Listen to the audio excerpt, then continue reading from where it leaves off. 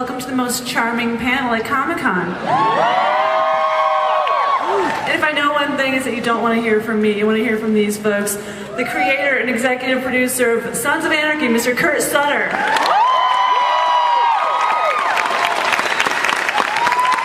Jets, Mr. Charlie Hunnam.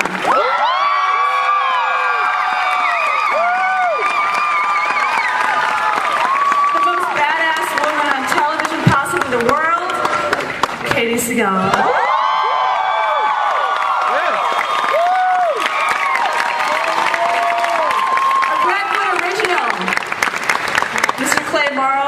Ron Perlman.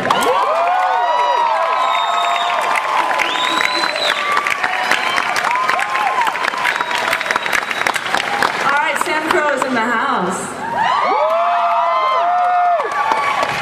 So just, Kurt, if you could talk a little bit about how much time has passed. The club is out of jail. Where are they? What's job one for them? And you know, how much time has gone by?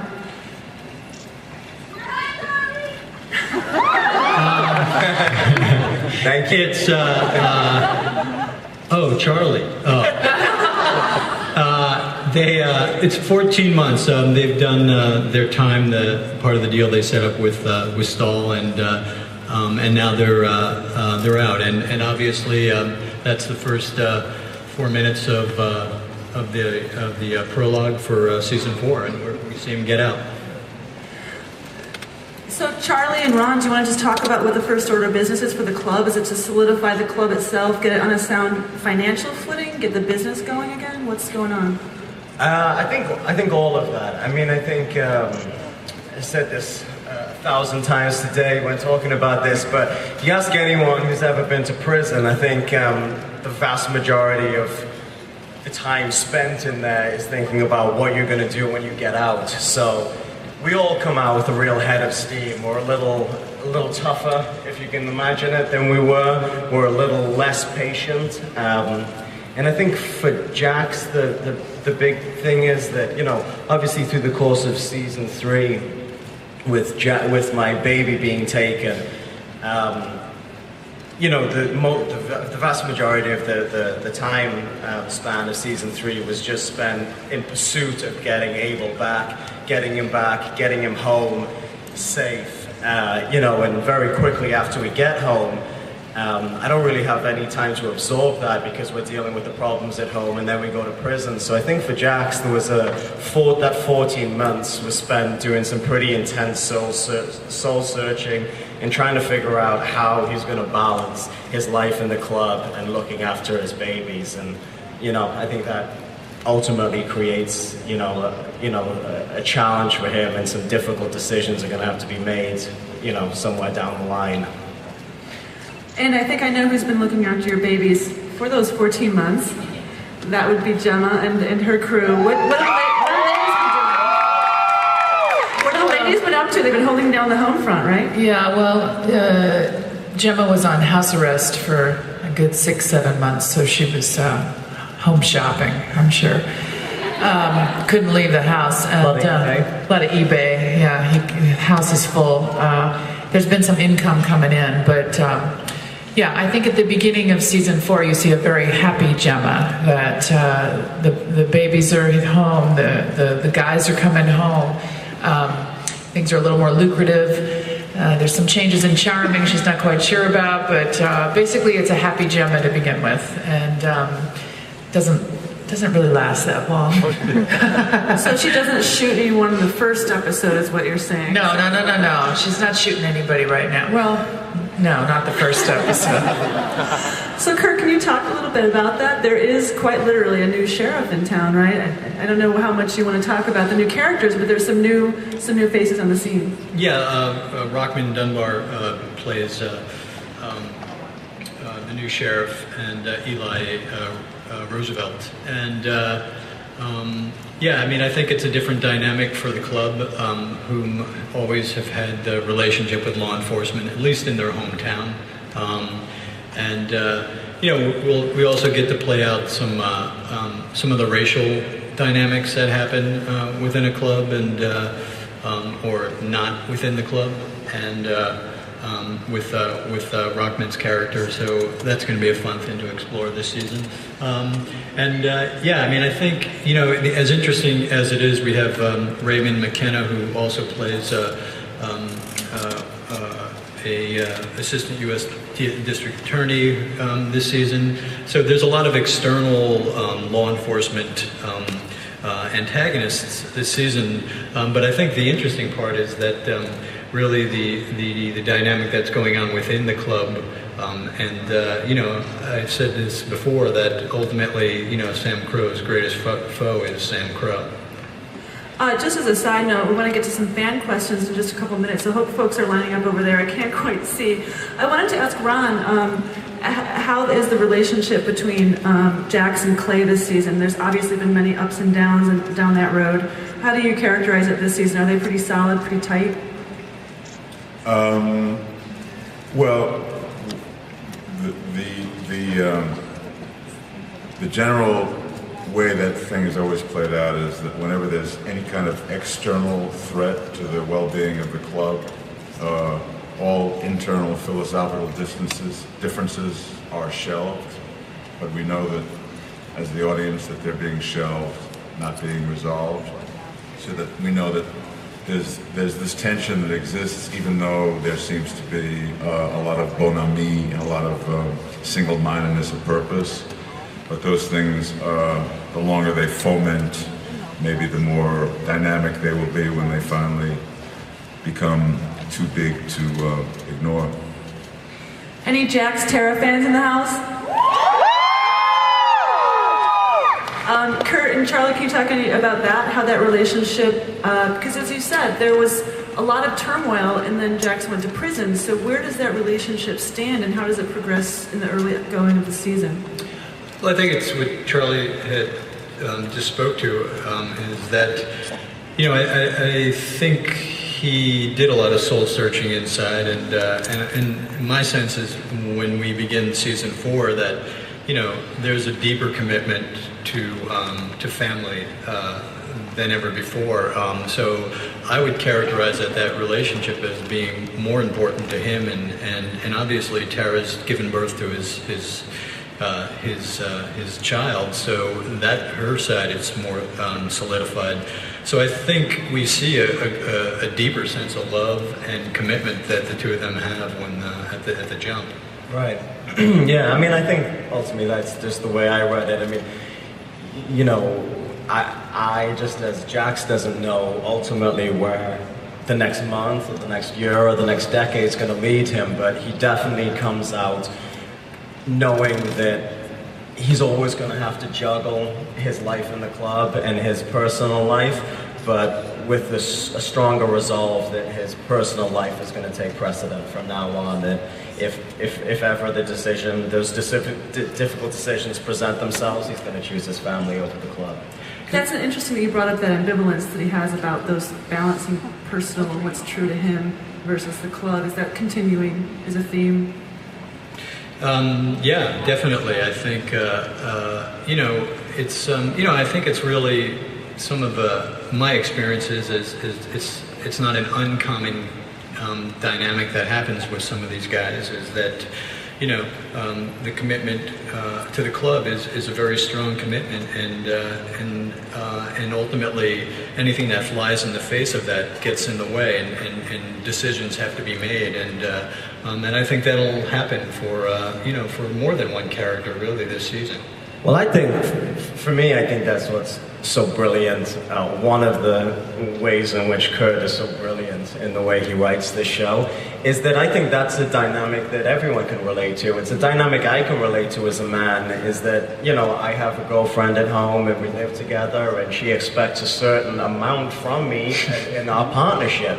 And because Kurt just literally works me like a slave, I find it very difficult to nourish my relationship with her, which is... Is there a choice? The point is, I think that, you know, Kurt somehow makes all of these dynamics that are so alien to us, you know, the way these people live their lives, and he kind of tilts them in a way that all of a sudden we as an audience member can relate to these people, which is the brilliance of this show, I think.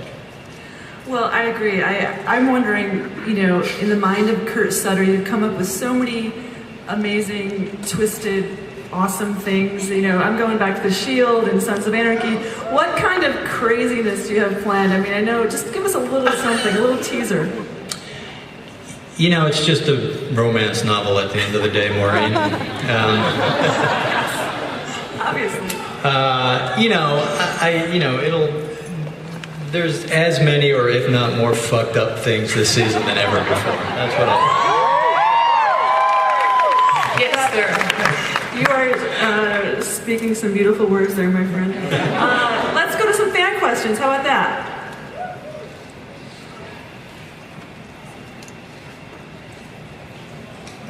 Hi guys, huge fan. My friend Amrita, absolutely hardcore for you guys. She's the one that got me into the show. So basically, Where is she? Sadly, she couldn't make it here, so Whatever. she's super jealous of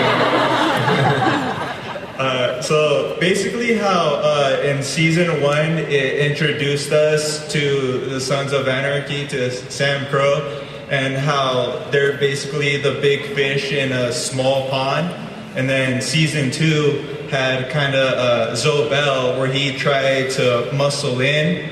And then season 3 was taking Sam Crow out of their comfort zone and putting them in Ireland in kind of unknown territory.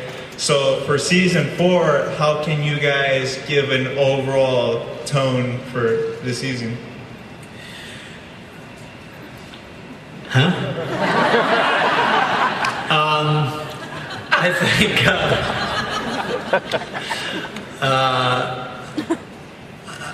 I'm still on the big fish thing. No, I do. Right? Porn. That's what. No. They definitely are. They're back on their home turf, and dealing with. Charming in my mind has always sort of been a character in the show, and that will really play out this season. So I would say this. They're big fish back in the small pond, but the small pond is polluted. And getting bigger. Oh, look. What?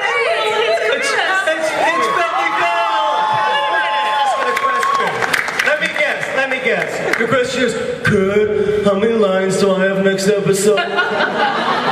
My question is, I actually have two. The first one is, who are some of the guest stars in season 4 that you're excited about? And Dude, you know the answer to this. Why are you answering this fucking Is he a question? plan? This is fucking ridiculous, man. this is on you. And number 2 is, why did Jax cut his hair? I mean, Wow. Chris Reed, former prospect on Sons of Anarchy. The hair conversation, Charlie and I have been having it for a while, and well, why don't you answer that, man? It's your fucking hair. I went and did a lot of research. No, I really did. I felt very strongly. Telling a story of being released from prison is actually, outside of Sons of Anarchy, something that I've been really interested and excited about. The potential of telling that story at some point during my career, and it just so happened that the way Kurt took the storyline, I was able to explore that through the show.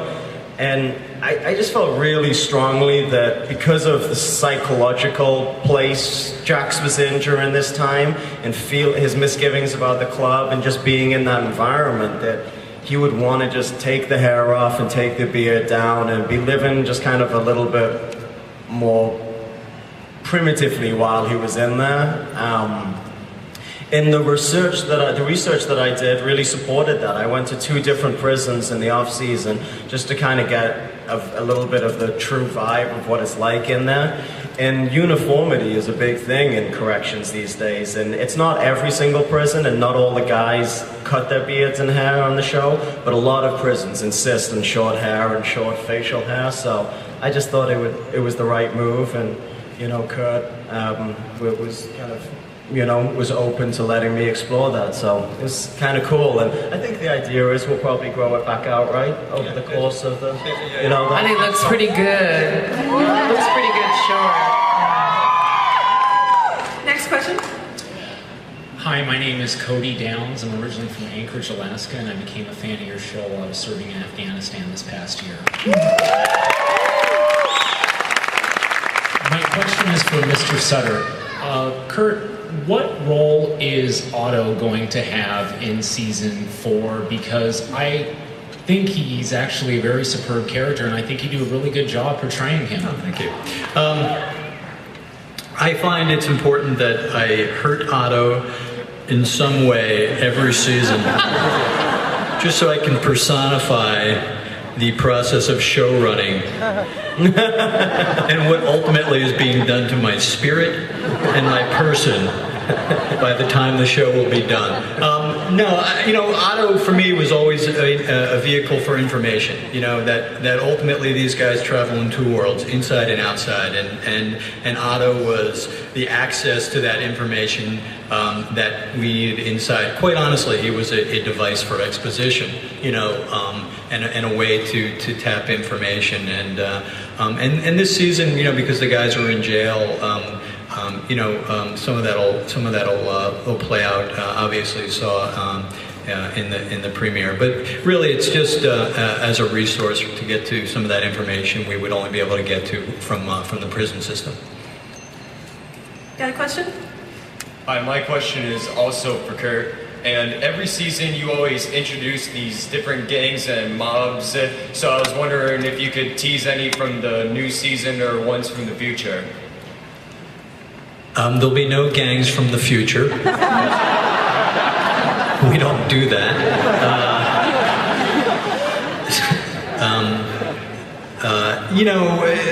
There's not going to be any new. Quite honestly, I don't want to tease too much, but there'll be relationships. The Russians will come to play. The Russians. They ended this relationship with the Russians at the end of season 3. That'll come to play this season. They're going to establish a new relationship with a Mexican-based organized crime with an organized crime organization. An organized crime organization. Yeah, they're just very efficient. I've only been here 4 hours and it's already too fucking long. But that's Danny Trejo's character. So that's all I had to get to. First of all, Charlie, you're really hot. Thank you. Katey, you're badass. Thank you. But my question is for Charlie. We see you do comedy in Judd Apatow's Undeclared, and I was just wondering, what do you prefer more, comedy or drama, and are we going to see more comedy from you? I definitely much prefer drama. I had a great relationship with Judd, and that show came at a great time in my life, and those group of guys, Jason Segel and Seth Rogen and Monstar and all those wonderful actors that we had on that show became a big part of my life at that time. But ultimately, it wasn't what I wanted to do or set out to do. My taste is much more dramatic as an audience member, so there's things I get drawn to are much more dramatic. But I actually had been doing so much heavy stuff recently that in this last hiatus between season 3 and season 4, I did a little film, a comedy called Frankie Go Boom with Mr. Ron Perlman. So and we played lovers, and that's not a joke.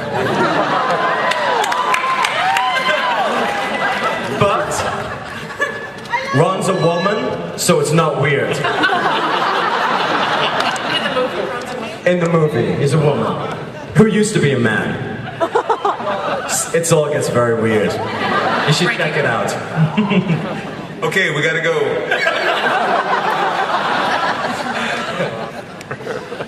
Hello. So, I'm sorry I'm losing my voice, but I was going to tell Charlie how hot he was until he just mentioned him and Ron together.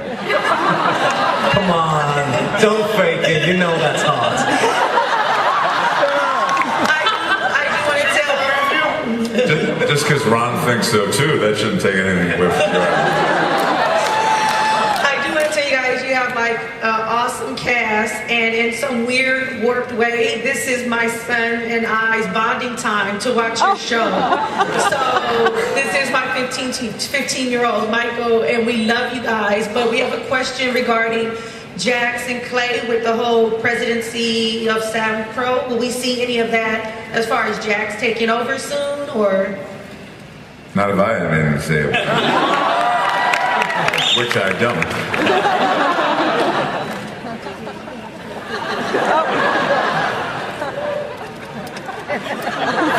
You know, my dad, who's actually in the audience today, always had a great line.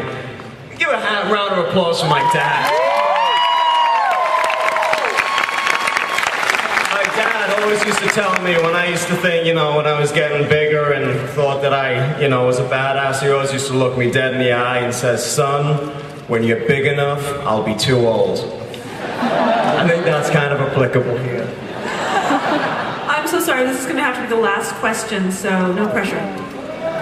Make it good. This question is for Katey. Do you prepare for Gemma the same way you do for Leela, or you did for Peg?